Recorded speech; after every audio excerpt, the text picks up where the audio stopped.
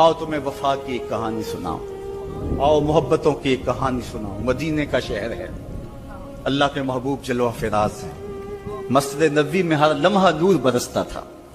आका तशरीफ फरमाते और सहाबा हुजूर के गिर्द यूं बैठते जिस तरह चांद के गिर्द हाला होता है और बदरे तमाम के गिर्द सितारे होते हैं। आका बाज़ो तलकीन करते, लोग सुनते, मन में उतारते, रूहों को ताजगी देते। एक छोटा सा बच्चा है जो नन्हे नन्हे पांव से चल के मस्जिद नबवी में पहुंच जाता है। नाम उसका उमैर है। बमुश्किल से बोलना सीखा है उसने। आका करीम अलैहिस्सलाम की खिदमत में कभी वो अपने चचा जुल्लास बिन सवैद के साथ जाता है, कभी वो अकेला भी चला जाता है। एक दिन उसका चाचा नहीं गया लेकिन बच्चा गया और हुजूर की बात सुनी। आका करीम ने आखिरत के बारे में, कयामत के बारे में नक्शा बयान किया। जब वो बच्चा वापस पलटा ना तो अपने चचा को कहता है, या अम्मा हो समेत रसूलुल्लाह सल्लल्लाहु अलैहि वसल्लम युखबिरुना अनिस्सा हत्ता कअन्नी अराहा रायल ऐन। ऐ मेरे चचा, आज मैंने हुजूर को कयामत का जिक्र करते देखा है और हुजूर ने ऐसा जिक्र किया है कि कयामत का नक्शा मेरी आंखों के सामने आ गया था। ये बात जो है वो उस बच्चे ने अपने चचा को सुनाई, क्योंकि चचा आज गैर हाजिर था और बेटा चाह रहा था कि मैं अपने चचा को भी हुजूर की मजलिस से वो सुनी हुई बात बता दूं और जो महरूम हो गया इसकी महरूमियां दूर हो जाए। लेकिन उसका चाचा जुल्लास बिन सवैद अजली बदबख्त था। उसने कहा, वल्लाहि लौ काना मुहम्मदुन सादिकन लनहनु शर्रु मिनल हमीर। अल्लाह की कसम, अगर मोहम्मद सच्चा है ना तो हम गधों से भी फिर गए गुजरे। जब ये बात कही उसने तो उस बच्चे के पांव तले से जमीन निकल गई कि मेरा चचा क्या बोल रहा है। ये तो मुझे उंगली लगा के मस्जिद नबवी में ले जाया करता था और इसने ये क्या बात कह दी, ये तो मुनाफिक निकला। अल्लाह अकबर। उस बच्चे की हैरत की इंतहा न रही कि ये क्या माजरा हो गया। उस बच्चे ने जो लफ्ज कहे अब सुनिए। उसने कहा, या अम्मी, ऐ मेरे चचा, वल्लाहि इन्नका कुन्ता मिन अहब्बिन नास इला कल्बी। अल्लाह की कसम, मेरे दिल को सबसे अच्छा अगर कोई लगता था बंदा तो वो तू था। मैं तेरे से प्यार करता था इसलिए तू मुझे उंगली से लगा के हुजूर की चौखट पे ले जाया करता। मुझे इसलिए तू पसंद था, मुझे कायनात में सबसे महबूब तू था। वल्लाहि लक़द अस्बहता अलआन अबग़दहुम इला कल्बी जमिया। और अब मेरी हालत यह है, जितना बुरा तू लगता है वल्लाह मुझे कोई भी नहीं लगता। या अम्मे अना बैनल इस्नतैन। हमारे माँ बाप कुर्बान उस बच्चे के। हज़रत उमैर बिन साद रज़ियल्लाहु ताला कहता, या अम्मे, ऐ मेरे चचा, वल्लाहि इन्नका कुन्ता मिन अहब्बिन नास इला कल्बी। इस जमाने में सबसे प्यारा मुझे तू लगता था। वल्लाहि लक़द अस्बहता अलआन अबग़दुहुम इला कल्बी जमिया। और आज सबसे ज्यादा मुझे बुरा तू लगता है। आगे लफ्ज सुनिए बच्चे के, या अम्मे अना बैनल इस्नतैन। चचा जी, अब मैं ऐसे दोराहे पे खड़ा हो गया हूं। दो रास्ते जाते हैं। एक रास्ता तो मेरे लिए ये है, इम्मा अन अखून अल्लाह व रसूलहू फला उखबिर रसूल। एक रास्ता तो ये है कि मैं अल्लाह और उसके रसूल से खयानत करूं और जो तेरी बात है वो रसूलुल्लाह को ना बताऊं। एक तो ये रास्ता है कि मैं हुजूर से खयानत करूं, अल्लाह से भी खयानत करूं और जो तूने कहा है, जो तूने बदतमीजी की है, मैं वो बात हुजूर को ना बताऊं। व इम्मा अन उखबिर रसूला वलियकुम मा यकून। और दूसरा रास्ता मेरे पास ये है कि जो तूने कहा है मैं जाके हुजूर को बताऊं, फिर जो हो सो हो। बस अब मेरे पास दो ही रास्ते हैं। फकाला जुल्लास बिन सवैद, उसके चचा जुल्लास बिन सवैद ने कहा, अंता तिफलुन गिर्दुन ला युसद्दिकुका अन्नास फकुल मा शिता। तू ना समझ सा बच्चा है, छोटा सा बच्चा है, तेरी बात किसने माननी है, जा जो जी चाहता है कह ले। वो बच्चा उठा और हुजूर की मजलिस में पहुंच गया।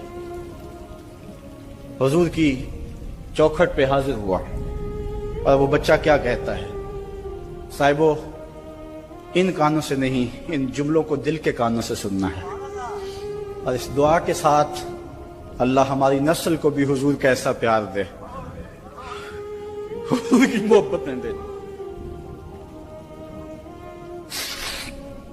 वो क्या कहता है, या रसूल अल्लाह صلی اللہ علیہ وسلم الجلاس بن سوید خان اللہ و رسولہ، حضور جلاس بن سوید نے اللہ اور اس کے رسول سے خیانت کی ہے، وَهُوَ عَمِّي، اور میرا چچا لگتا ہے۔ اگلے لفظ سنیے، وَقَدْ تَبَرَّأْتُ إِلَى اللَّهِ ثُمَّ إِلَيْكَ مِنْهُ، حضور میں پہلے اللہ کے حضور پھر آپ کے حضور اس سے بیزاری کا اعلان کرتا ہوں۔ حضور میرا اس سے کوئی تعلق نہیں ہے، میرا اس سے کوئی واسطہ نہیں ہے، میں اللہ سے بھی کہتا ہوں میرے مالک میرا چچا سے کوئی تعلق نہیں ہے چونکہ وہ تیرے محمد کا دشمن ہے۔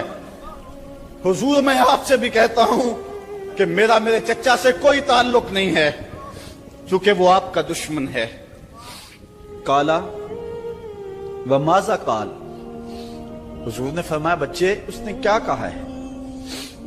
بچے نے ساری کہانی سنا دی کہ میں نے آپ کی تقریر سنی، آپ کی گفتگو سنی اور جا کے بتائی تو اس نے کہا کہ اگر وہ سچے ہیں تو پھر تو ہم گدھوں سے بدتر ہو گئے۔ حضور نے صحابہ کو بلایا، کہا کہ یہ واقعہ پیش آیا ہے، بتاؤ کیا کریں؟ صحابہ نے عرض کی ھذا طفل صغیر لا تصدقه فهو لا یعی ما یقول والجلاس بن سوید یصلی معنا وهو شیخ کبیر وعاقل، حضور یہ بچہ چھوٹا ہے، کم عقل ہے، کم سمجھ ہے، یہ تو اپنی بات بھی نہیں صحیح طرح سمجھ سکتا، جو کہتا ہے تو وہ بھی نہیں جانتا، اور جلاس بن سوید بڑی عمر کا آدمی ہے، ہمارے ساتھ نمازیں پڑھتا ہے اور عاقل شخص، تو آپ اس بچے کی بات کی پرواہ نہ کیجیے اور اس کی خبر کی تصدیق نہ کیجیے۔ ادھر جلاس بن سوید کو جب پتہ چلا تو اس نے بھی قسمیں کھانی شروع کر دی کہ میں نے تو کوئی بات کہی نہیں ہے، ایک چھوٹے سے بچے نے جا کے ویسے ہی بات کر دی۔ تو حضور نے اس بچے کی بات کو نظر انداز کیا صحابہ کے کہنے پہ۔ اب اس بچے نے جب دیکھا کہ میری بات حضور نے قبول نہیں کی ہے تو اس نے جھولی پھیلا لی اور آسمان کی طرف دیکھ کر کے کہا اللہم ان کنت صادقا فصدقنی وان کنت کاذبا فکذبنی، اے اللہ اگر میں جھوٹا ہوں تو مجھے جھوٹا کر دے اور اگر میں سچا ہوں تو میری سچائی کا اعلان کر دے۔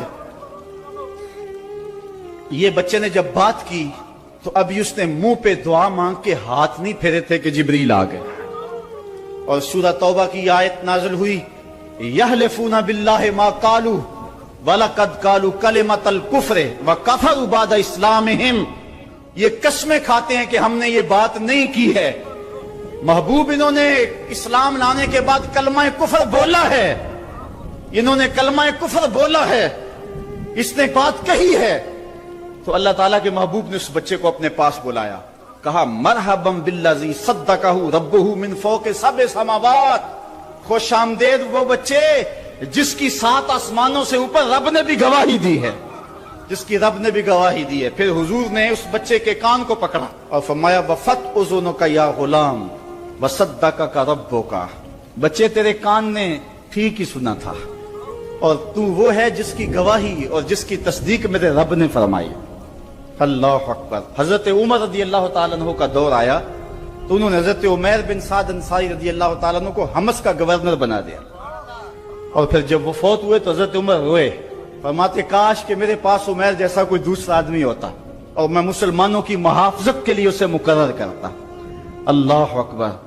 تو حضور علیہ السلام کی محبت اور حضور کے ساتھ وفا کا یہ رشتہ اور یہ تعلق اور یہ گہرا ربط اللہ تعالیٰ کی محبت کا بندے کو مستحق کرتا ہے۔ اللہ نے بھری بزم کے اندر اس بچے کو عمیر بن سعد رضی اللہ تعالیٰ عنہ کو جھوٹا نہیں ہونے دیا۔ تو اقبال کہتا ہے کی محمد سے وفا تو نے تو ہم تیرے ہیں، یہ جہاں چیز ہے کیا لوح و قلم تیرے ہیں۔ کسی امیر شخص کا نام ہے کیا بدن کے اوپر پیوند لگے لباس پہننے والے وہ فاقہ مست کیا امراء کی فہرست میں آتے تھے؟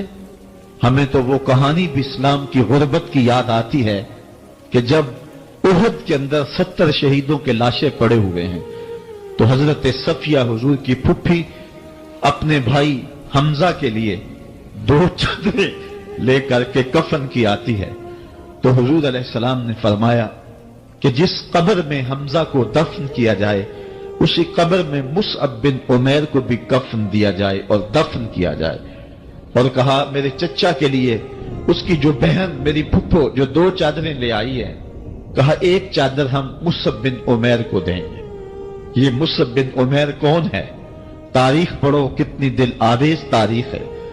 مکے میں ایک امیر ترین خاتون ہے جس کے بیٹے کا نام مصعب ہے، اور وہ اپنے بیٹے کو اتنا خوبصورت لباس پہناتی ہے اور اتنے خوبصورت خوشبو اور عطر اس کو لگاتی ہے کہ مصعب بن عمیر جن گلیوں سے گزرتے تھے دیر تک وہ گلیاں مہکتی رہتی تھی۔ لوگ کہتے تھے یہاں سے مصعب گزر کے گیا ہوگا اس لیے یہ گلیاں مہک رہی ہیں۔ اچھا، پھر مصعب پہ نظر پڑتی ہے میرے محمد عربی کی، تو مصعب بن عمیر حضور کی زلفوں کا اسیر ہو جاتا ہے۔ ماں کافرہ ہے، جب پتہ چلتا ہے تو اس کا لباس بھی چھین لیتی ہے، سہولتیں اور آسودگیاں بھی واپس لے لیتی ہے۔ پھر وہ وقت بھی آیا کہ مصعب بن عمیر حبشہ کی جانب ہجرت کر جاتے ہیں۔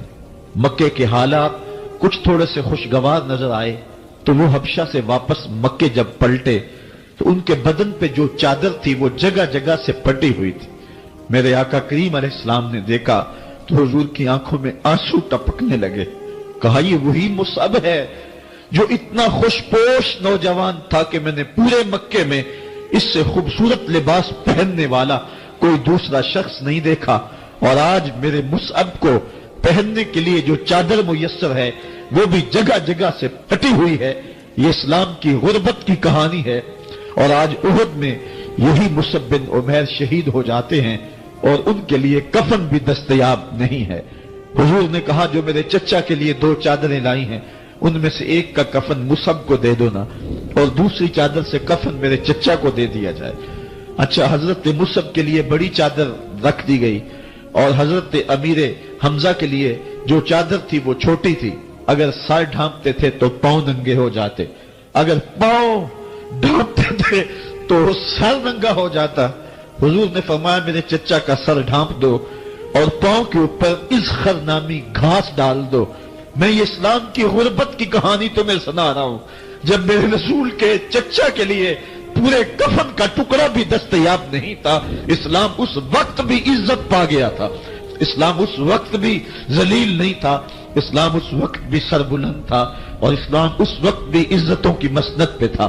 یہ اسلام کا وہ دور ہے کہ جب حضور مسجد نبوی سے باہر نکلتے ہیں تو آگے حضرت عمر و ابو بکر رضی اللہ تعالی عنہما کھڑے ہیں، چہرے کے اوپر عجیب اداسی ہے۔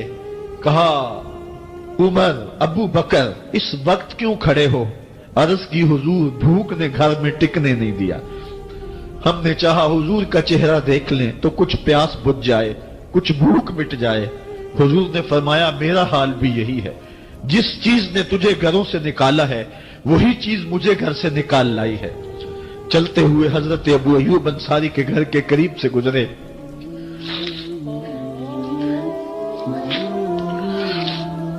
حضور کی خوشبو پا کے وہ باہر آ گئے۔ عرض کی بندہ نواز آج میرے مہمان نہیں بنتے؟ حضور نے کہا تمہاری مرضی۔ گھر لے گئے، چٹائی بچھائی، حضور کو بٹھایا، گھر والوں کو بکری کا بچہ ذبح کر کے دیا، کہا جلدی جلدی کھانا تیار کرو، میرے آقا کو بھوک لگی ہوگی۔ یہ کہہ کے واپس آئے، حضور کے پاس بیٹھے، نظر چہرے پہ پڑی تو گھبرا گئے۔ نکاحت کے آثار اتنے واضح تھے کہ سمجھ آ رہی تھی کتنے دنوں سے حضور نے کچھ نہیں کھایا۔ اٹھ کے باغ میں چلے گئے، کھجوروں کا خوشہ توڑا، حضور کے سامنے رکھا، کہا بندہ نواز جب تک کھانا تیار نہیں ہوتا یہ کھجوریں تناول فرمائیں۔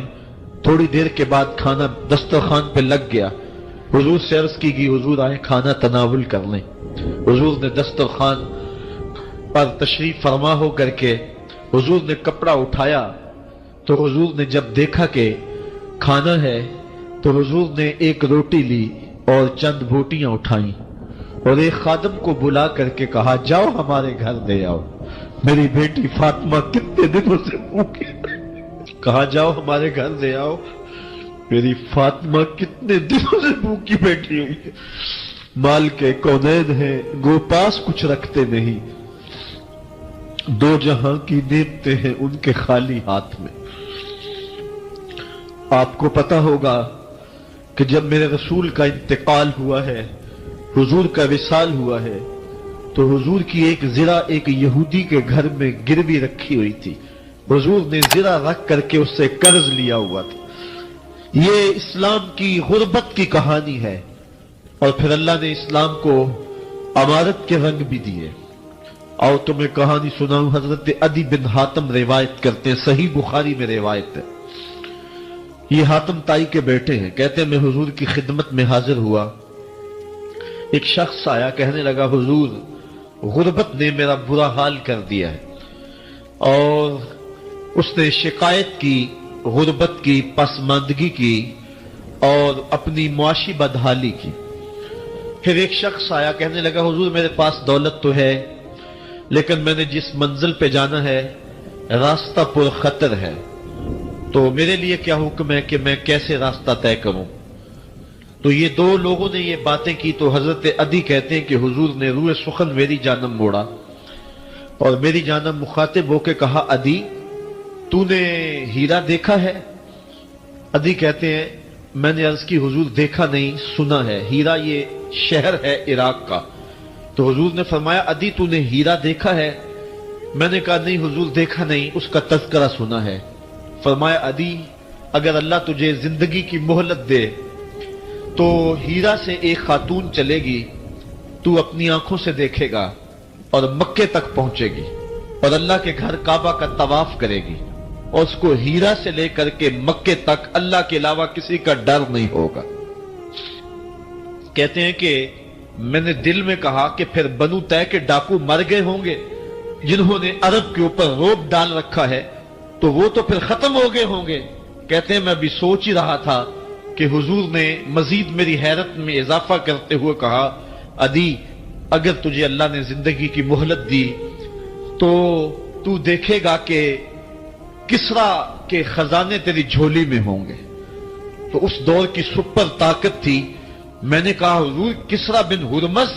हुजूर ने फरमाया हां किसरा बिन हुरमज। कहते हैं कि हुजूर ने फिर फरमाया, अदी अगर तू जिंदगी पाई तो तू वो दिन भी देखेगा कि एक शख्स ज़कात की रकम लेकर के, ज़कात की चांदी लेकर के, ज़कात का सोना लेकर के निकलेगा और उसको कोई ज़कात का मुस्तहिक ही नहीं मिलेगा। हजरत अदी बिन हातम कहते हैं कि फिर मैंने वो मंजर अपनी आंखों से देखा कि हीरा से खातून चली और मक्के तक पहुंची और अमन ऐसा था कि उसको अल्लाह के अलावा किसी का डर नहीं था। फिर वो लम्हे भी मैंने देखे कि किसरा बिन हुरमज के खजाने मस्जिद नबवी के बाहर पड़े हुए हैं। तो कहते हैं तीसरी चीज मैं देख ना सका और मैंने लोगों को कहा कि ये मैं तो नहीं देख सका, मेरी शायद जिंदगी वफा न करे, और अगर तुम्हारी जिंदगी वफा करे तो तुम देखना मेरे आका ने जो फरमाया तो दो बातें तो पूरी हो गई हैं और तीसरी बात तुम देख लोगे। हजरत यहया बिन सईद फरमाते हैं कि हजरत उमर बिन अब्दुल अजीज का जमाना था और उन्होंने मुझे अफ्रीका की जानब ज़कात वसूल करने के लिए भेजा। मैं वहां से ज़कात वसूल की और फिर मैं ज़कात लेने वाले मुस्तहकीन को ढूंढने लगा। तो कहते मुझे कोई मुस्तहिक ना मिला। फिर मैं गुलाम पकड़ता और उसके पैसे दे के उसको आजाद करवाता चला जाता। हजरत उमर बिन अब्दुल अजीज का जमाना है कि गवर्नर है इराक का। वो हजरत उमर बिन अब्दुल अजीज को लिखता है कि इतनी रकम है, इसका क्या करना है। तो उमर बिन अब्दुल अजीज कहते हैं रकम लेके यहां ना आना, वहां इराक के लोगों में बांट दो, जो ज़कात के मुस्तहिक हैं उनको तकसीम कर दो। तो गवर्नर लिखता है जो मुस्तहिक है उनको दे दी, अब कोई मुस्तहिक नहीं रहा तो मैं क्या करूं। तो हजरत उमर बिन अब्दुल अजीज कहते हैं जो मकरूज हैं उनका कर्ज उतार दो।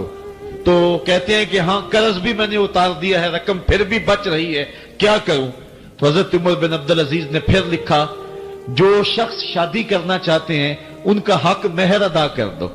मैंने कहा कि वो भी कर दिया है, रकम फिर भी बच गई, अब क्या करूं। तो हजरत उमर बिन अब्दुल अजीज ने मुझे लिखा कि जो गैर मुस्लिम हैं जिन्होंने टैक्स दिया हुआ है, जितना टैक्स दिया है उससे दुगने पैसे उनको कर्जे में दे दो और उनको कहो जाओ इसका कारोबार करो, खेती बाड़ी करो, और साथ उन्हें यह भी कह देना कर्ज की फिक्र ना करना, اور زیادہ اس میں پریشان نہ ہونا، جب دے سکو گے دے دینا، یہ دور بھی پھر اسلام نے دیکھا اور یہ گھڑیاں بھی دیکھی، جب چیتھڑے پہنے ہوئے تھے، جب پیوند لگے لباس پہنے تھے، جب پیٹ میں ڈالنے کے لقمہ بھی نہیں تھا، اللہ کا دین اس وقت بھی غالب تھا، اور جب گلیوں کے اندر ریشم بکھرا ہوا ہوتا تھا، کوئی اٹھانے والا نہیں تھا، دین اس وقت بھی غالب تھا۔ دین کا غالب ہونا یا نہ ہونا، اس کا تعلق جو ہے وہ مال و دولت سے نہیں ہے۔ اقبال کہتا ہے کہ زوال بندہ مومن کا بے زری سے نہیں، مومن کا زوال بے زری سے نہیں ہے، بلکہ اس کا سبب کوئی اور ہے۔ وہ سبب ڈھونڈنا ہے کہ ہم دنیا میں رسوا ہو کے کیوں رہ گئے، ہم زمانے کے سامنے تماشا کیوں بن کے رہ گئے، آج نبی کی امت پوری کائنات میں رسوا ہو کے کیوں رہ گئی، آج ہمارا تماشا دیکھا جا رہا ہے، آج بھوکے کتوں کو ہماری بے شمار بہنوں کے اوپر چھوڑا جا رہا ہے اور اس کا تماشا دیکھا جا رہا ہے۔ کیا ہم نے یہ دن بھی دیکھنے تھے؟ ہم نے سراغ لگانا ہے۔ دولت کی قلت اور کثرت یہ ثانوی چیزیں ہیں۔ ہم نے تاریخ میں دیکھا ہے، ہم کبھی مالی طور پہ کمزور تھے، رسوا نہیں ہوئے۔ اور ایک روایت حضرت سلیمان بن سرد رضی اللہ تعالی عنہ سے مروی ہے، کہتے ہیں کنت جالسا مع النبی صلی اللہ علیہ وآلہ وسلم، میں حضور علیہ السلام کی مجلس میں بیٹھا ہوا تھا، دو لوگ تھے، وہ آپس میں الجھ رہے تھے، ان میں سے ایک شخص کا چہرہ غصے سے سرخ ہو گیا، رگیں پھولی ہوئی تھی اور ایک دوسرے کے لیے سب و شتم کا ماحول پیدا ہو گیا تھا۔ اللہ کے رسول صلی اللہ علیہ وآلہ وسلم نے ارشاد فرمایا، میں ایسا کلمہ جانتا ہوں کہ اگر یہ کلمہ پڑھ لیں تو ان کا یہ غصہ زائل ہو جائے گا، ان کی جو کیفیت ختم ہو جائے گی، اور وہ کیا ہے؟ اعوذ باللہ من الشیطان الرجیم۔ یہ پڑھ لیں تو جو ان کے اندر ہے وہ چلا جائے گا۔ تو لوگوں نے اس شخص کو کہا جس کی رگیں پھولی ہوئی تھی اور غصے سے اس کا چہرہ سرخ ہوا جا رہا تھا کہ تعوذ پڑھو، اعوذ باللہ من الشیطان الرجیم پڑھو۔ اور یہ اللہ تعالیٰ نے قرآن مجید میں ارشاد فرمایا ہے کہ جب غصے سے انسان بے قابو ہو جائے تو اس کو چاہیے کہ وہ اپنے غصے سے باہر نکلنے کے لیے تعوذ پڑھے۔ ایک روایت میں ہے اللہ کے محبوب نے ارشاد فرمایا، تم میں سے اگر کوئی شخص غصے میں آئے تو وہ خاموش ہو جائے، تو خاموشی سے غصے کا لیول نیچے آنا شروع ہو جائے گا۔ اور ایک روایت میں ارشاد فرمایا، جب تم میں سے کوئی شخص غصے میں ہو تو وہ کھڑا ہوا ہو تو وہ بیٹھ جائے، اور اگر اس کا غصہ اس سے زائل ہو گیا تو ٹھیک، ورنہ لیٹ جائے۔ یعنی اگر وہ کھڑا ہو تو بیٹھ جائے، اور اگر بیٹھنے کے باوجود بھی غصہ ختم نہیں ہونے پا رہا تو لیٹ جائے، خاموش ہو جائے، تعوذ پڑھے اور بیٹھ جائے یا پھر لیٹ جائے۔ تو یہ چار صورتیں غصے کو کم کر دیتے ہیں۔ تو غصے کو نافذ کرنے کی بجائے کوشش کرنی چاہیے کہ غصہ جو ہے وہ فروغ ہو جائے، کیونکہ غصے میں انسان ایسے امور کر لیتا ہے کہ بعد میں اس کو سخت پچھتاوا ہوتا ہے۔ تو ایک شخص نے حضور سے کہا کہ حضور مجھے کوئی وصیت کیجئے۔ حضور نے اسے ارشاد فرمایا کہ تو غصہ نہ کیا کر۔ اس نے پھر کہا مجھے وصیت کیجئے، تو آقا کریم نے پھر فرمایا غصہ نہ کیجئے۔ اس نے پھر کہا، یہ بات ایک بار نہیں، اس نے کئی بار حضور سے پوچھی۔ وہ کوئی اور وصیت طلب کرنا چاہ رہا تھا کہ یہ تو ٹھیک ہے، کچھ اور وصیت بھی کیجئے۔ اس سے ایک تو اس شخص کی ذاتی صورتحال ایسی ہوگی، اور دوسری یہ ہے کہ اس نصیحت کی اہمیت کے پیش نظر کہ غصہ جب انسان کو آتا ہے تو وہ مغلوب ہو جاتا ہے اور بہت غلط فیصلے کر بیٹھتا ہے، اس لیے بار بار ایک نصیحت پر تاکید کرنا اور اس کا تکرار کرنا اس امر کی طرف توجہ دلاتا ہے کہ ہمیں معاملات کے اندر بہت معتدل رہنے کی ضرورت ہوتی ہے۔ جو شخص غصے کو نافذ کرنے کی طاقت رکھتا ہے، ایک تو ہوتا ہے کہ بندہ غصے سے خود اپنے آپ کو بے چین کرے گا، لیکن اپنے غصے کو نافذ نہیں کر سکتا، غصہ نکال نہیں سکتا، خود پیچ و تاب کھائے گا۔ لیکن یہ وہ شخص ہے جو غصے کو نافذ کر سکتا تھا، اس کے پاس طاقت تھی، لیکن اس نے اس کے باوجود غصے کو ضبط کیا۔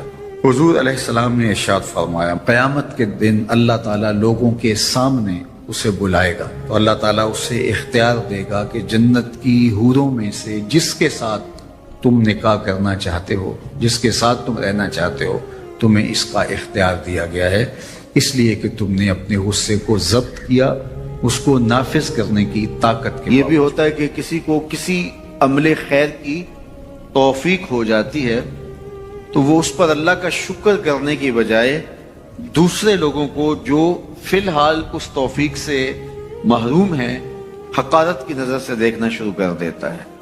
بعض اوقات کسی کو نماز پڑھنے کی توفیق مل گئی تو وہ بے نمازیوں کو حقارت کی نظر سے دیکھنا شروع کر دیتا ہے، تو یہ اس کے عمل کا عجب اس کے عمل کو برباد کر دیتا ہے۔ اگر اللہ نے آپ کو خیر کی توفیق عطا کی تو آپ ان لوگوں کو خیر کی طرف لانے کی کوشش میں لگ جائیں جو خیر کی راہ پہ نہیں ہیں۔ بے نمازیوں کو نماز کا عادی بنانے کے لیے آپ کی جد و جہد شروع ہو جانی چاہیے کہ یہ خیر مجھے نصیب ہوا تو اس کو بھی نصیب ہو جائے، نہ یہ کہ آپ کسی کو حقارت کی نظر سے دیکھیں اور خود پسندی کے مرض میں مبتلا ہو جائیں کہ دیکھو میں نمازی ہوں اور میرے پاس یہ ہے اور فلاں کے پاس یہ نہیں ہے۔ تو اس پر اللہ کا شکر ادا ضرور کیجئے کہ اللہ نے مجھے توفیق عطا کی، لیکن کسی کو حقیر جاننے کی بجائے اس کو خیر کی راہ پہ لانے کی کوشش کریں، تو یہ آپ کے صالح اعمال کی قبولیت کا ذریعہ بن جائے گا۔ نہیں تو اگر ریا شامل ہو گئی تو عمل برباد، اگر تکبر آ گیا تو اللہ کو تو پسند ہی نہیں ہے، اگر عجب پیدا ہو گیا تو عمل کا نتیجہ آپ کو نصیب بھی نہیں ہو سکے گا۔ اس لیے عمل خالص ہو، صرف رضائے الہی کے لیے ہو، وہ عمل مرد نے کیا ہے یا عورت نے کیا ہے اس سے غرض نہیں ہے، شرط ہے کہ ایمان کے ساتھ اس نے صالح اعمال کا ذخیرہ جمع کیا ہے تو اس کو اللہ تعالیٰ جل شانہ ستھری، پاکیزہ، مطمئن اور خوبصورت زندگی عطا کرتا۔ اب وہ خوبصورت زندگی حیات طیبہ کیا ہے تو سنیے، حضرت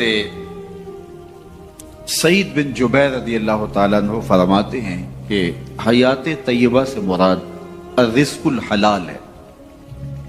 اللہ جل شانہ جس کو پاکیزہ اور ستھری زندگی عطا کرتا ہے اس کو رزق حلال عطا کرتا ہے۔ حلال رزق کا نصیب ہو جانا ایک خوبصورت زندگی کا نصیب ہو جانا ہے، کیونکہ حلال میں طمانیت رکھی گئی ہے۔ ایک شخص جتنا بھی حرام رزق اکٹھا کر لے اس کو اس سے طمانیت باطن، سرور باطن نصیب نہیں ہو سکتا، اس کے اندر اطمینان اور قرار نہیں آ سکتا، کیونکہ حرام میں یہ ہے ہی نہیں۔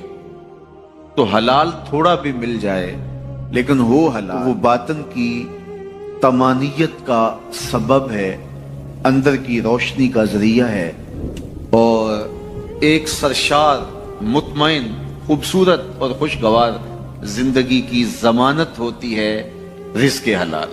اللہ ہم سب کو اپنی جناب سے رزق حلال ہی نصیب کرے، اور اگر ہم سچے دل سے یہ عہد کر لیتے ہیں کہ اللہ ساری زندگی تو ہمیں رزق حلال ہی دینا اور ہم بھی ساری زندگی حرام کے ایک لقمے سے بھی اپنے آپ کو محفوظ کریں گے، اللہ آپ کے لیے حلال کے راستے کشادہ کر